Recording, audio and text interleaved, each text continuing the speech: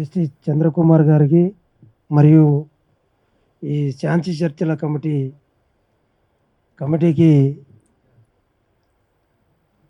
CPIML red star party Telangana రాష్ట్ర committee తరఫున విప్లవాభివందనాలు తెలియజేస్తూ ఉన్నాం. మరి నేడు మధ్య భారతంలో జరుగుతున్నటువంటి కగారు పేరుతో జరుగుతున్నటువంటి ఒక యుద్ధాన్ని శాంతి చర్చల ద్వారా పరిష్కారం చూపాలని చెప్పేసి సిపిఐఎంఎల్ రెడ్ స్టార్ పార్టీ కేంద్ర కమిటీ గత సంవత్సరంలో మేము కేంద్ర రాష్ట్ర ప్రభుత్వాలకు కూడా సూచించడం జరిగింది.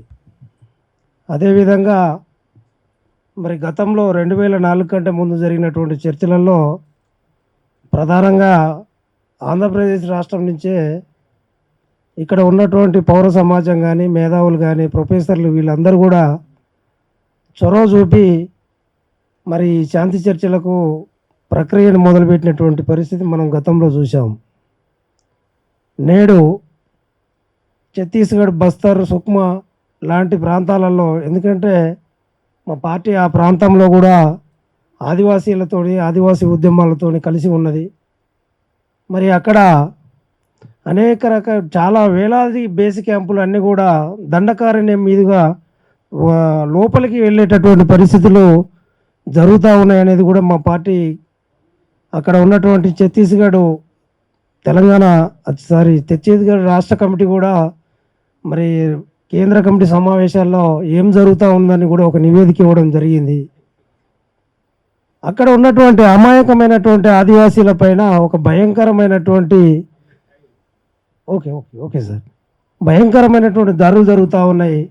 మరి మనం భారతదేశంలో ఉన్నటువంటి భారతీయులపై కూడా మరి మావోయిస్టులే కావచ్చు, లేకపోతే ఈ దేశాన్ని ప్రశ్నించేటటువంటి ప్రతి ఒక్కరిపై కూడా మరి నక్సలైట్లని, అర్బన్ నక్సలైట్స్ అని ఈరోజు బీజేపీ, ఆర్ఎస్ఎస్ ఫాసిజంతో కూడినటువంటి ఒక ప్రభుత్వాలు మనపై అనేక రకాలమైనటువంటి భయభ్రాంతులకు గురి చేసి మరి చట్టాల్ని తమ చేతుల్లోకి తీసుకొని ఈ రకమైనటువంటి పరిస్థితులు కొనసాగిస్తూ ఉన్నాయి. మరి ఇలాంటి శాంతి చర్చలలో మేము కూడా భాగస్వాములమయ్యి ఇట్లాంటి శాంతి చర్చలలో కలిసి మీతో పాటు ప్రయాణిస్తామని చెప్పి తెలియజేస్తూ ముగిస్తా ఉన్నాను. లాల్ సలాం.